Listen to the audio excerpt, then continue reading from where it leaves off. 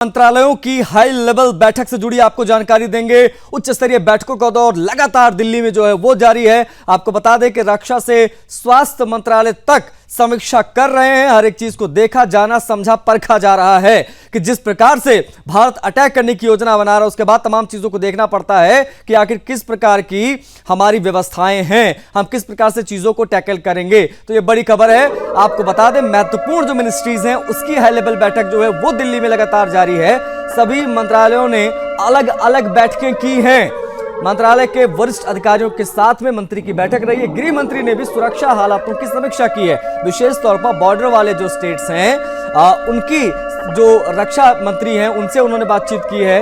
वित्त मंत्री की इकोनॉमी पर बैठक जो है वो भी हो रही है और स्वास्थ्य सेवाओं को लेकर भी मंथन। तो ये कुछ बड़ी बैठकें इसके बारे में हम आपको जानकारी दे रहे हैं। गृह मंत्री ने सुरक्षा हालातों की समीक्षा की है। सीमावर्ती राज्यों पर रक्षा मंत्री की नजर है, इसके बारे में हम आपको बता रहे हैं। साथ साथ में इकोनॉमी पर भी बैठक वित्त मंत्री निर्मला सीतारमण के आज होने जा रही है। स्वास्थ्य सेवाओं को लेकर भी मंथन। तो ये अलग अलग जो मिनिस्ट्रीज हैं, मंत्रालय हैं, वो अपने अपने विभाग की समीक्षा और बैठक को लेकर जो है वो तमाम अपडेट्स हम आप तक पहुंचा रहे हैं। जो दिल्ली में बैठकों का दौर लगातार जारी है और इस वक्त की बड़ी खबर यही है कि गृह मंत्री ने भी सीमावर्ती राज्यों पर नजरें जो है वो जमाई हुई है विशेष तौर पर। और वित्त मंत्री की भी एक बैठक जो है वो निर्मला सीतारमण की, वो भी बेहद महत्वपूर्ण आज जो रहने वाली है ना। साथ साथ में आपको बता दें कि स्वास्थ्य सेवाओं को लेकर भी जेपी नड्डा ने भी बैठक करनी है। एक ये भी जानकारी बड़ी खबर है इस वक्त।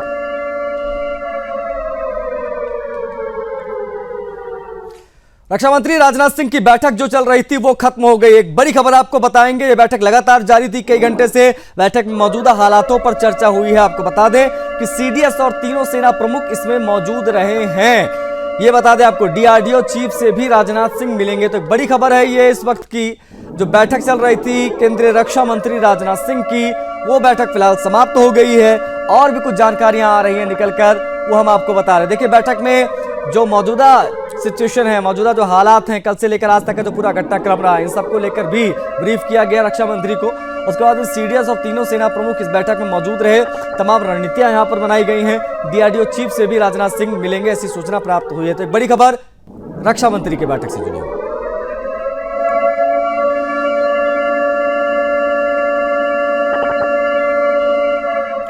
एक और बड़ी खबर आपको बताएंगे। ग्राउंड जीरो पर पहुंचे हैं जम्मू कश्मीर के एलजी मनोज सिन्हा। जी हां, बड़ी जानकारी आपको देंगे।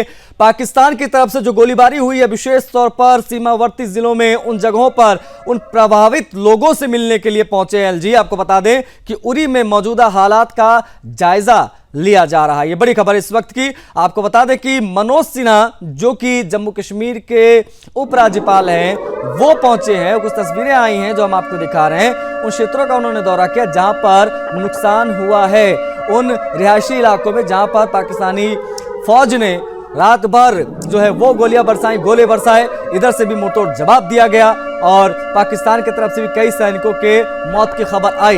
लेकिन अभी जो सूचना मिल रही है वो ये कि जो एलजी हैं जम्मू कश्मीर के मनोज सिन्हा, उनको आप तस्वीरों में देख सकते हैं। वो उन्होंने जो पाकिस्तानी गोलीबारी से प्रभावित हुए हैं लोग, उनसे मिलने के लिए पहुंचे उरी में विशेष तौर पर, क्योंकि उरी में काफी नुकसान हुआ है। ऐसा बताया जाता है कि वहां के जो घर इत्यादि हैं उनको काफी डैमेज हुआ है। वहां पहुंचे हैं हालातों का जायजा लेने के लिए। तो ये बड़ी खबर है। जम्मू कश्मीर में ग्राउंड जीरो पर क्या हालात है जानने के लिए खुद मनोज सिन्हा ने मोर्चा संभाले रखा। ये उस दौरान की तस्वीरें हैं। और इसी फहरिस्त में एक और बड़ी खबर आपको बताएंगे। वित्त मंत्री निर्मला सीतारमण की बैठक से जुड़ी जो डिटेल्स है वो जान लीजिए। आज शाम बैंकों की साइबर सुरक्षा को लेकर यह बैठक होने जा रही है। साइबर सुरक्षा बैंकों की कैसी है वो देखना यहाँ पर बहुत जरूरी हो जाता है मौजूदा युद्ध के हालातों में। और आज निर्मला सीतारमण की यह बैठक इन मायनों में बेहद महत्वपूर्ण है। बैंकों में साइबर सुरक्षा को मजबूत करने की समीक्षा होगी। बैंकों को निशाना बना सकते हैं वहां के आतंकवादी, वहां पर साइबर हमला हो सकता है। इन तमाम चीजों को देखते हुए हर एक चीज को देखा जा रहा है। और आज निर्मला सीतारमण की बैठक कुछ इस बाबत ही है। बैंकों में साइबर सुरक्षा कैसी है हमारी, उसको देखेंगी केंद्रीय वित्त मंत्री निर्मला सीतारमण।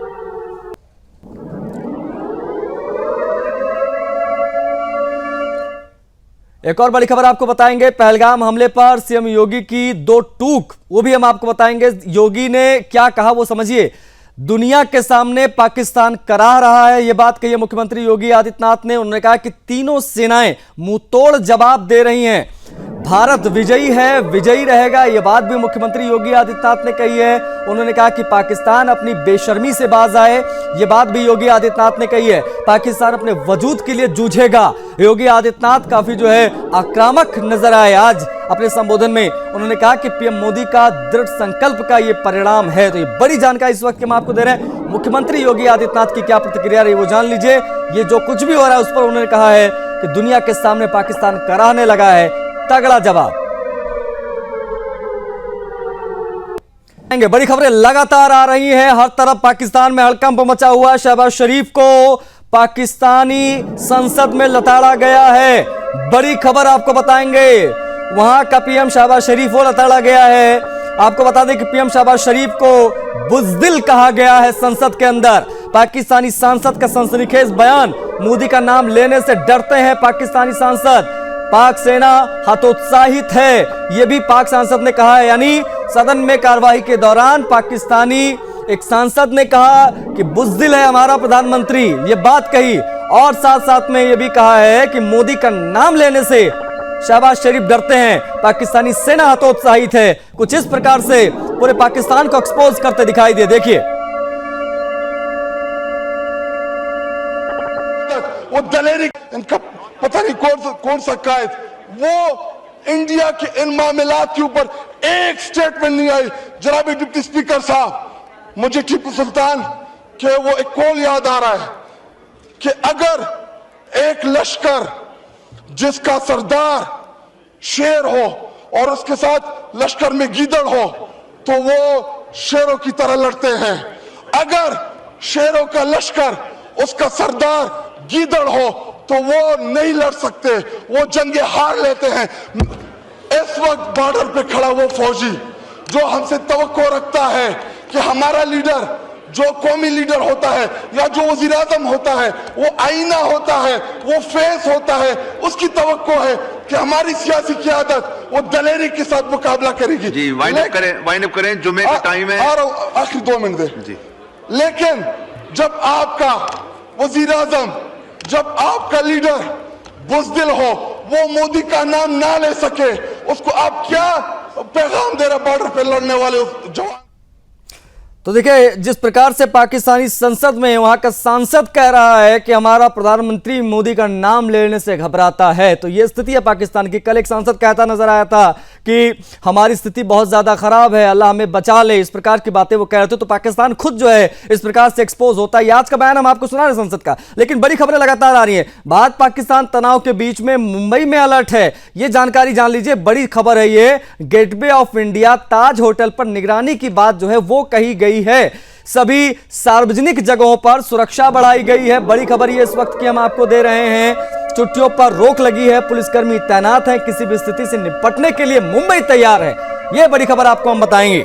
जिस प्रकार से तनाव की स्थिति बनी हुई है, बैठकों का दौर जारी है, मिसाइल ड्रोन हमले हो रहे हैं, इन सभी को देखते हुए आपको बता दें कि मुंबई में भारत पाकिस्तान तनाव के बीच अलर्ट है, रेड अलर्ट है। Gateway of India, Taj hotel, ये वो जो मेन जगह है मुंबई की, उस जगहों पर निगरानी बढ़ा दी गई, चौकसी बढ़ा दी गई है। सभी सार्वजनिक जगहों पर सुरक्षा बढ़ाई गई है। आपको ये भी बता दें कि छुट्टियों पर रोक लगी हुई है, सभी पुलिसकर्मी हैं वो तैनात कर दिए गए। किसी भी स्थिति से निपटने को मुंबई तैयार है, ये बड़ी खबर हम आपको बता रहे हैं। मुंबई में जो सिचुएशन है, जिस प्रकार से वहां पर सुरक्षा चाक चौबंद की गई, कौन कौन सी जगह संवेदनशील है जहां पर सुरक्षा ज्यादा बढ़ाई गई है, वो हम आपको बता रहे हैं। चाहे बॉर्डर हो या देश के अंदर, हर तरफ हमारी जो सुरक्षा बल है वो मुस्तैद है। ये बहुत बड़ी वजह है कि पाकिस्तान का हर हमला आज हवा में ही गायब हो जा रहा है, हमारा एयर डिफेंस सिस्टम हो या फिर हमारी स्टेट की सुरक्षा बल।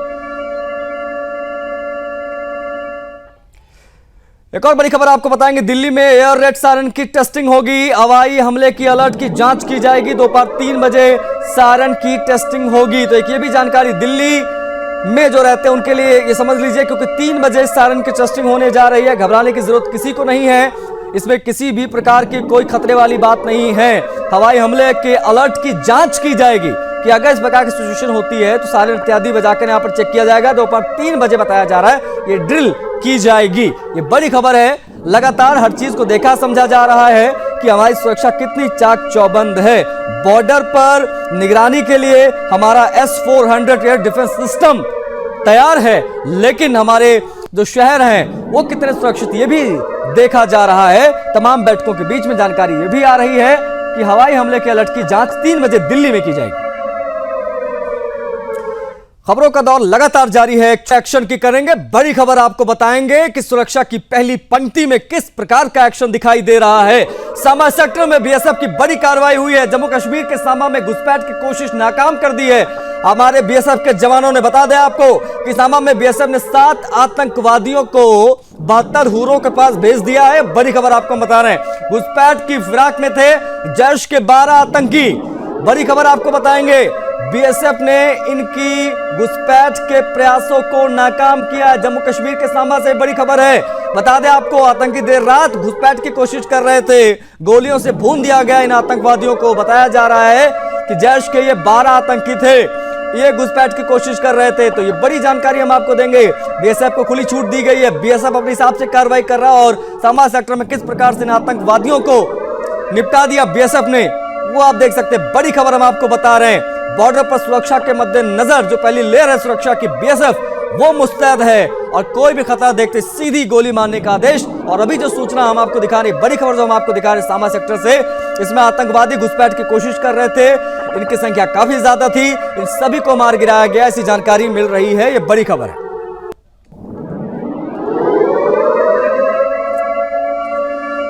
होशियारपुर में, पंजाब के होशियारपुर में चाइनीज मिसाइल का मलबा दिखाई दिया है। जी हां, ये वो चाइनीज मिसाइल हैं जो पाकिस्तान ने कल हिंदुस्तान के तमाम शहरों पर दागने की कोशिश की, जिसको हमारे एयर डिफेंस सिस्टम ने, जो कि अभेद्य है, उसने मार गिराया। और ये दरअसल PL-15 मिसाइल बहुत ज्यादा हाईटेक बताई जाती है चाइना में। चाइना वाले कहते हैं कि इसको तो हम यूज करते हैं। आमतौर पर PL-15E वो बेचते हैं, लेकिन PL-15 जो अपना खुद यूज करते हैं वो उन्होंने इस बार पाकिस्तान को दी थी कि वो अटैक करे हमारे ऊपर। लेकिन PL-15 भी देखिए किस प्रकार से ये मिसाइल भी हमारे एयर डिफेंस सिस्टम को, हमारे अभेद्य किले को भेद नहीं पाया। और ये जो है वहां के खेतों में पड़ा मिला, इसके पुर्जे वहां पर पड़े मिले हैं। ये ऑफिशियल जानकारी हम आपको दे रहे हैं। ये बड़ी खबर है। भारत ने पाकिस्तान की PL-15 मिसाइल, जो चाइना की सबसे हाईटेक मिसाइल आप कह सकते हैं वो है, उसको मार गिराया है। तो ये बड़ी जानकारी हम आपको देंगे। जिस प्रकार से खबरें रात में आ रही थी, लोग बहुत बेचैन हो रहे थे, तो अब सच्चाई सामने आ रही किस प्रकार से, जब इनके मिसाइलों के मलबे खेतों में पड़े दिखाई दे रहे, तो पता चल रहा कि किस प्रकार से हमारे एयर डिफेंस सिस्टम ने इन मिसाइलों को देखते देखते वहीं पर खत्म कर दिया। भारत ने पाकिस्तान की मिसाइलें कैसे मार गिराई, उससे जुड़ी ये बड़ी खबर है। होशियारपुर में किस प्रकार से चीन की PL-15 मिसाइल जो पाकिस्तान से फायर हुई, उसे गिरा दिया गया।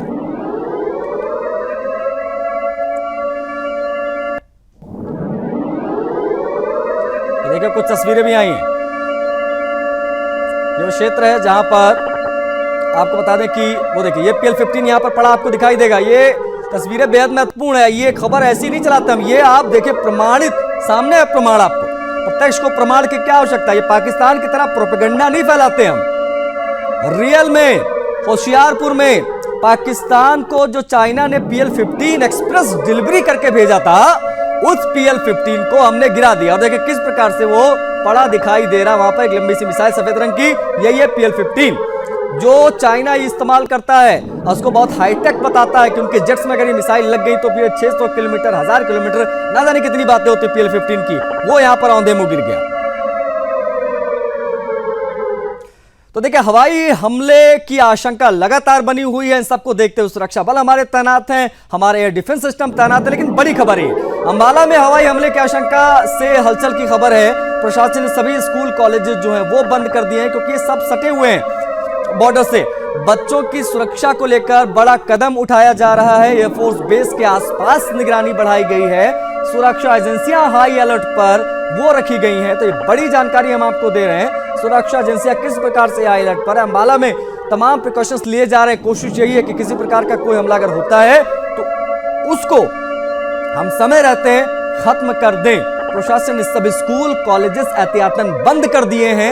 एक ये भी जानकारी है, बच्चों की सुरक्षा को प्राथमिकता देते हुए ये बड़ा कदम उठाया गया है। तो ये बड़ी खबर है। बाकायदा आदेश की कॉपी भी हम आपको दिखा रहे हैं। जो आदेश की कॉपी वहां जारी की गई है कि सभी स्कूल कॉलेज जो है बंद रहेंगे सुरक्षा के मद्देनजर। और जो वहां पर जानकारियां निकलकर सामने आने की वो हम आप तक पहुंचा रहे हैं। हर एक चीज को देखा जा रहा है, बार बार सायरन्स बज रहे हैं ताकि लोग जो है वो अवेयर रहें। ये आप देख सकते हैं बाकायदा जो आदेश की कॉपी वो हम आपको दिखा रहे हैं कि अंबाला में हवाई हमले की आशंका के चलते उसको देखते हुए, अलर्ट को देखते हुए ये प्रशासन ने सभी स्कूल कॉलेजेस बंद करने का निर्णय लिया है। बच्चों की सुरक्षा को देखते हुए बड़ा कदम उठाया गया है।